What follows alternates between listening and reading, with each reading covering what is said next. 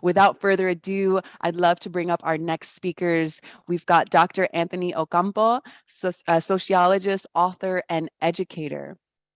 Anthony Ocampo is professor of sociology at Cal Poly Panoma and a Ford Foundation Fellow. He is the author of The Latinos of Asia: How Filipino Americans Break the Rules of Race. Dr. Ocampo's research and commentaries on race and immigration have been featured on NPR Morning Edition, NPR Code Switch, Public Radio International, Color Lines, GQ, The New Yorker, The New York Times, The Los Angeles Times, and the San Francisco Chronicle. His latest book, Brown and Gay in LA: Queer Sons of Immigrants Coming of Age, is coming out in summer of 2022, and I definitely can't wait for that to drop. So I want to invite Anthony Ocampo to the stage with Lydia Hernandez representing Power to Fly. I will pass the mic to both of you. Thank you so much. Thank you, Meg, for that intro. Hello, Anthony. How are you doing today? I'm good. I'm like flabbergasted that I get to follow Tom Sines because back when I was 19 years old, I think 19 or 20, he was my attorney for a big civil rights case like 20 years ago against Abercrombie and Fitch. So I wanted to make sure that I got to wave hello real quickly to him. But yeah, in a lot of ways, I'm like so pleased to be at this event where we get to talk about Filipino and Latinx connections, because I think like the connection I had with Tom Sines was like a total example of that strong connection between the two groups. So, but other than that, it's raining in LA, which is weird, but life's good. It's Monday, and I'm glad to start the week off here. Amazing. Thank you for sharing that connection. I love to see that our speakers are connected in some way, that we're all connected, and it's a small world in this work, right? Absolutely. Yeah. All right. Well, let's get started because we have a short amount of time to really go over you and your work. But while we're having this conversation, I do want to encourage our audience who's here watching to start typing questions in the chat as they arise. And we will be sure to get to those towards the end of the conversation. Okay, so Anthony, can we start by you sharing a little bit more about you, about where you're based, which I heard LA already, Yeah. and a little bit of insight into your career journey. For sure. I mean, I'm an only child, son of Filipino immigrants that moved to LA in the 80s. Like a lot of Filipino immigrants came after the big 1965, Hart-Celler Act, where an influx of immigrants from all over Asia and Latin America came through. So pretty much grew up in LA, in Northeast LA, and grew up in a neighborhood that had a really vibrant Filipino and predominantly Mexican American community, Latinx community. And so, yeah, a lot of my life growing up, the schools I went to, the neighbors I had, the church we went to as a kid, it was like a lot of shared childhood moments and adolescent moments where Filipinos and Latinx folks were like living alongside each other and going to school together and, sharing foods and just a lot of cultural exchange organically. In terms of the career journey, like my day job is that I'm a professor. I like to think of myself more as a writer, a storyteller. And so how that came to be was really serendipitous because I don't know about you, but I didn't grow up with a lot of role models that were professors or educators or writers that looked like me. And so it was my arrival into that world of being an academic and being a writer was really shaped by my experience going from like LA, like which is super immigrant, super brown, super POC, to a predominantly white college where I felt like a fish out of water. And it was through my ethnic studies classes, like Asian Am classes, Chicano studies classes. I just spent a lot of time writing about the experiences I had because I just had no outlet, and that somehow became the seeds of the career I'm in now. Wow, amazing. I love the stories you share. And I can tell you, I'm based in Oxnard, California, and I've seen that too, the interaction between Filipino Americans and Mexican Americans personally, even in my town here in Oxnard, or in my city. For sure, for sure. There's a super, super strong history there that I feel like doesn't people don't hear about it as much because we're so used to siloing people as like Latinos over here, Asian Americans over here. And with that, we miss a lot of these strong connections that we've had in like labor movements to college activism to just like everyday life, like you said, in Oxnard. Definitely. Okay. And I have a couple of questions here, Yeah. Reed. Can you tell us a little bit? Well, as a second generation, right, Latino and Filipino American gay man in Southern California, can you tell us more about how Filipino Americans' experiences with race and racism are influenced by social context? Yeah, absolutely. Just to be clear, I get because of my last name and because my mom, if you saw her on the street, you'd assume she was Mexican American. And same thing happens with a lot of Filipinos. I get like people assume that I'm lot like either multiracial or Latino. But I always want to make sure that I'm never trying to appear like the like Latino Rachel Dolezal or anything. So just to like, I'm just like both my parents are from the Philippines, but I think like to your question, what I realize is that even though Filipinos aren't technically part of the Latino box, what I learned in my research is that there were moments in history where Filipinos actually were categorized with Mexican Americans. Back in the day, they didn't have the term Latino or Latinx. They would use the term Spanish surname. And if you think about the Filipinos we know, so many of us have Spanish surnames that the way the government categorized us was actually together. It was only in the 1960s when civil rights movements were happening, Asian American activism, Chicano activism, that people were like, what do we do with Filipinos? Because they're kind of have one foot with the like they have one foot with Latinos in terms of like the colonialism that happened there, but they also have like geographically connections to Asia. So when it comes to like race in America, Filipinos have always confused folks. And to be honest, like has confused me a lot of the times because when I went to that predominantly white college, my gut instinct was actually to gravitate toward the Mexican American classmates of mine more so than say like the East Asian classmates of mine. And I thought that made me a little peculiar or weird, but in the course of like doing the research for the book, I actually found that's like super common for Filipinos to have like a strong affinity with Mexican Americans, even if we're not technically in that same like in organizations in the same box. So that was like super fascinating to me.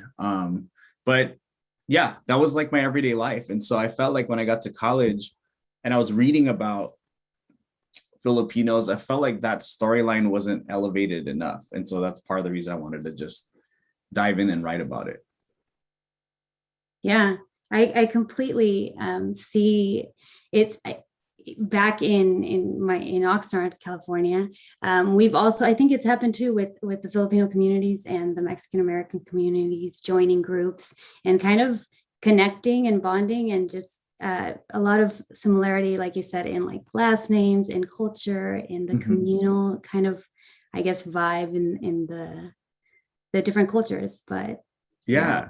And I think that's where, oddly enough, that's where I didn't anticipate how much coming into my queer identity would help solidify that understanding, because this new book that was mentioned earlier that's coming out next year, I basically sat down and had a whole lot of conversations with Filipino queer folks and Mexican American queer folks, other Latinx queer folks. And what I realized is that for a lot of queer Latinos and queer Latinx folks, queer Filipinx folks, the experience of growing up was very similar because we were dealing with families that had connections to like big ethnic communities here in LA, as well as connections to the home country in like Mexico or the Philippines or El Salvador. And the Catholic Church played a big role in how people came into their queer identity. And so there was a lot of overlap in the queer experiences of Filipino and Latinx folks. So it's actually interesting how my the more I came into my like sexual identity, I started to see like, oh, it's really reinforcing the connections that Filipinos and Latinx folks have, because I was hearing stories of how Filipino queer experiences were very much like Latinx experiences. And sometimes folks would even say, like, even more so than other Asian Americans because of that Catholic variable in play. Yeah. We do have a question here from one of our audience members, Yeah. and it is about your book, which I do want to hear more about, like all the inspiration and how that came about. But we can ask this question now. So can you share a little bit more about the process of writing your book, The Latinos of Asia, how Filipino Americans break the rules of race? And is there anything you would revise based on the current state of the world, that being the pre, current, and post-pandemic world? That's a wonderful question. The process of writing the book was, when it came to writing it, it was enjoyable. Interviewing people, writing up what my findings, doing the research. I think the hardest part about writing the book was actually I'm in academia and it's publishing, which is like academia is super white and publishing is super white. And so the difficulty with that is that you have this story and that story is important, but the people who get to decide whether a story you write is able to become an actual book aren't often the people that get the story, because, again, publishing is like a 95% white industry, academia is super white. And so I think the hardest part was dealing with the whiteness of academia and the publishing industry. Writing the book was incredibly soul-filling, and it was incredibly validating of my experiences. But not having folks that immediately got it, and then thinking that that the topic didn't resonate with them. I thought there was something wrong with me as a writer and as an academic, when in fact it was actually like, no, I had a good story. It's just that they were like a little bit behind when it came to their understanding of race or Filipino identity, Latinx identity. So I think that the publishing part was the hard part. And so what was really nice is that I had a lot of Latinx professors who were in positions of power that really gave me opportunities to like get my work published or introduce me to editors. So I feel a strong sense of like indebtedness to them. In terms of the current state of the world, it is it's the year of anti-Asian hate. I mean, that's been going on for a long time, but in terms of a spotlight toward it, one thing that I do know is that if I were to have done this study, like done the research in 2020, 2021, compared to when I did it, the interviews were like in the late 2000s, early 2010s. I think I would have a lot of Filipinos really asserting a strong sense of Asian American solidarity, because that's what we're seeing. We're seeing a lot of like I have a niece who is 10 years old, and she's the nicest young girl in the world, but people were calling her like anti-Asian slurs. And so unfortunately, these like really terrible anti-Asian experiences have the effect of like people coming together around Asian American identity.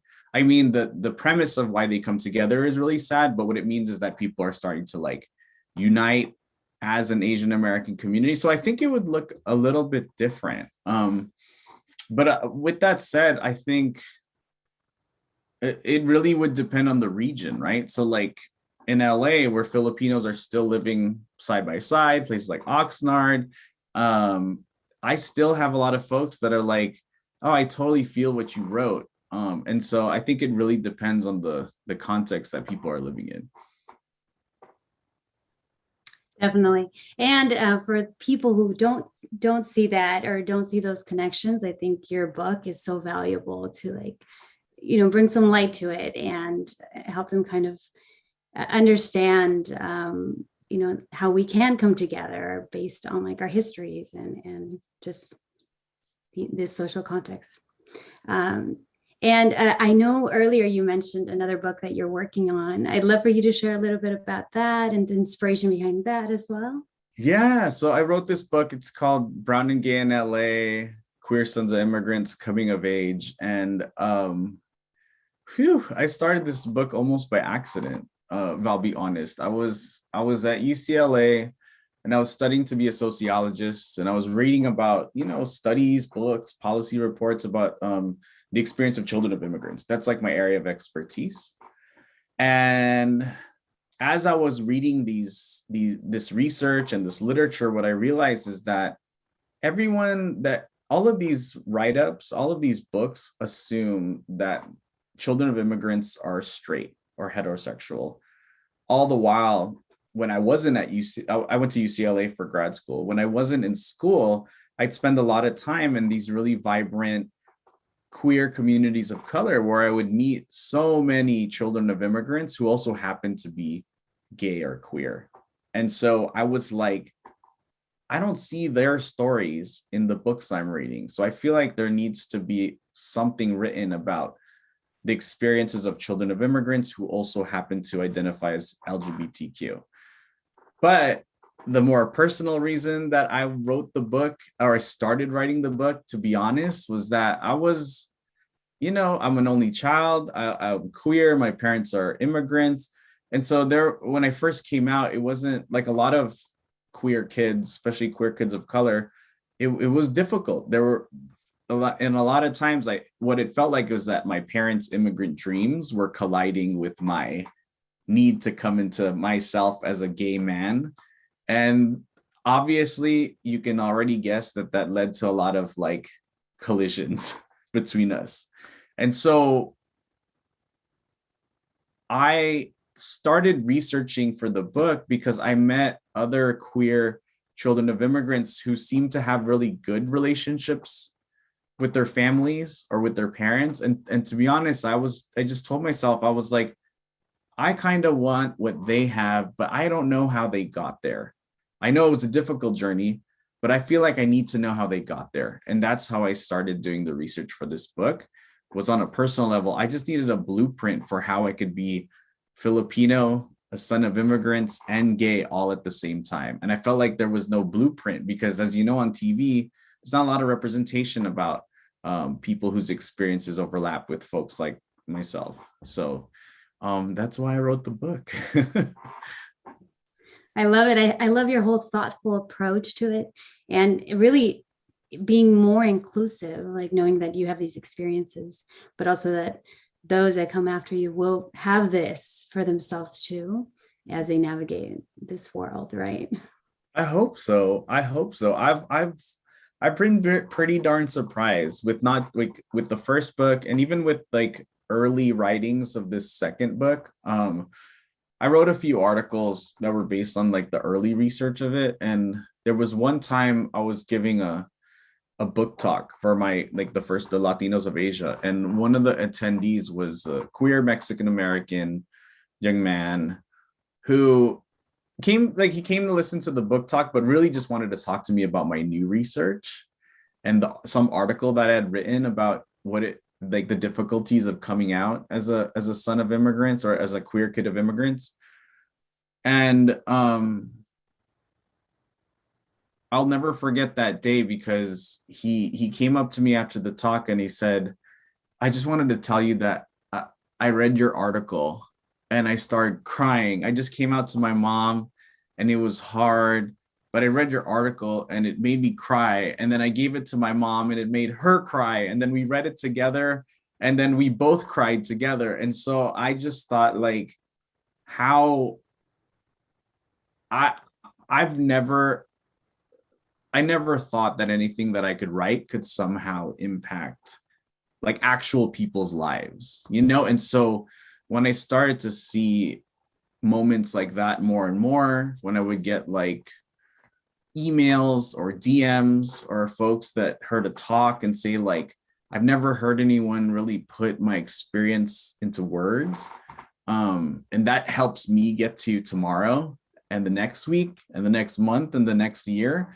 I'm pretty blown away that like words have the potential to help folks reimagine their lives. Yeah. But there's a lot of folks that like I can think of that like I love. There's a lot of writers out there who I absolutely love that do the same thing for me. Queer Latinx writers. I just met one named Edgar Gomez, who has a new book coming out called High Risk Homosexual. I was so like moved by his work, and I saw he was teaching an online class on this, a writing class. I was like, I have to take his class. And I think that as queer people of color, we find connections hard to get, but we find it where we can. And when we do, we try to hold on to it really, really tightly.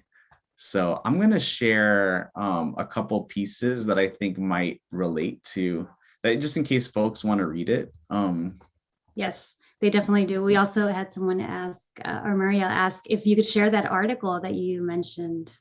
Yeah, I have one that is like the more casual written version. So I'll share that right now. It's a Huffington Post article I wrote a couple years back. And then I will share the academic journal article version. So let me just pull that up real quick. Anthony Ocampo. This is a great thing about Zoom. You can like literally do things immediately. Yeah, a lot of multitasking. Yeah. So I hope, yeah. Oh, cool. I have the link here, and that's like the academic article version. And I think I can share attachments in the chat if I'm not mistaken. So maybe I should like share the attachment in the chat, perhaps. Yeah, if you're able to, and if you're not, we can also share it after, which we will be sharing a lot of these links with our newsletter as well. Yeah. Oh, here it is. Okay, I gotta like quickly download it, but then I will share it into the chat in 2.5 seconds. So, yeah, but that, yeah, for me, to be honest, like I write the things that I feel like I wish I had the ability to read, and then I'm pretty like, it's just bonus. Sometimes I just write to like get to a place of understanding that I don't yet have, and then put it out in the world. And I'm pretty darn honored and flattered that people find that there's something useful, that they can get out of it. So unfortunately, I can't figure out this situation with the dropping an attachment in, but I will be happy to share it with you so you can send it out to folks. Yes, you could definitely share it with our team. And with that, just adding on to it, what has the overall reception of more Latinos and Latinas been towards your first book? Oh my gosh. I have a lot of Filipinos from high school age to senior citizens write me that are super excited about the book. But I'm actually, what I didn't expect, I get a lot of notes from Mexican Americans, other Latinx folks, Puerto Ricans, Latinx folks that live in the South, like in Texas, in the Midwest, who will write and say, hey, I feel like I've been telling my Filipino friends this all the time, that like, we're like, sometimes they'll say like silly jokes, like, oh, we're like cousins of colonialism. Oh, colonialism is terrible and awful and violent and bloody and horrible. So it's not like they're using it in jest. I mean, that's what marginalized people do. They make jokes out of trauma. But a lot of Mexican American folks will write me and say, hey, like, I feel this book to my bones, because like I grew up with Filipinos, or my spouse is Filipino, or my best friend is Filipino, and we just sort of like would go to each other's houses and we would just feel the connection that was there, even if like we were of a different like ethnic group. Like we felt like we were family. And I think that I love those moments because they're validating. I'm glad that I wrote something and it gives me the chance to connect with people. I never expected that. And the petty side of me is like, academia, you're wrong. Publishing, you're wrong. There was a story here and you couldn't see it. And if you give people a chance to tell the stories that they know to be true, you can like inject a lot of good in the world and a lot of opportunity for connection. So the petty side of me was like, see, I told you. But yeah, I guess I'll close with that. Be petty and center yourselves and hold on to the stories that you know to be true. I love that. Perfect closing. And if last minute you want to share anything, any ways that our audience can follow you or follow your work, that would be great for for all of us here. Yeah, I'm a big like Twitter person. I'm less so on Instagram, but I'll put the IG as well. But I'm a big Twitter person. I love connecting with folks on there. And you know, it's I'm surprised. As much as Twitter can be kind of weird and not fun and toxic, the chance to get to connect with folks around writing has been one of the best experiences. So but thank you so much for having me. I don't know who's out there, but I'm so happy. Reach out. I would love to hear your story. And yeah, I feel so lucky to have the chance to be part of your conversation. Thank you. Thank you for sharing all your wisdom and your insights. And I know personally that your book and in your writing will influence future leaders in this space and also academia. So maybe now they will be more open to hearing these stories and also publishing. Yeah, thank you so much. And thanks for the questions, and to all the behind the scenes folks who don't get to be on screen.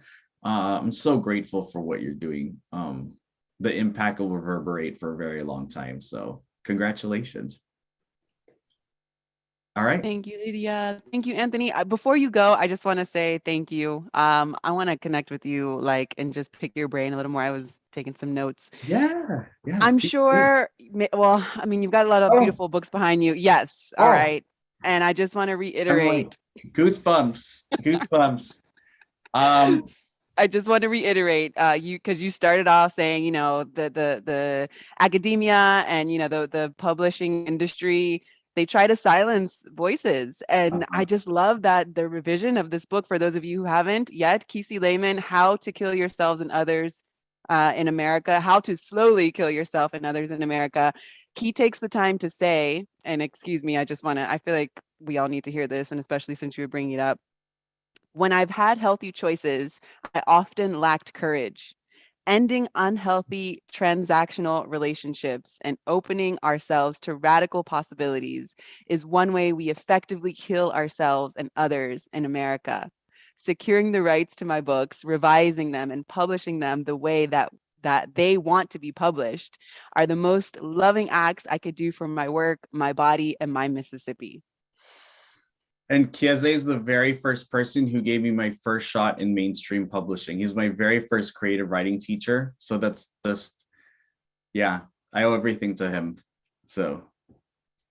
Beautiful. Thank you, Anthony. All Thank you, right. Lydia. All right. All right, let's keep this flowing. Let's keep this flowing. All right. So I got a little emotional there because everything is just like synchronizing.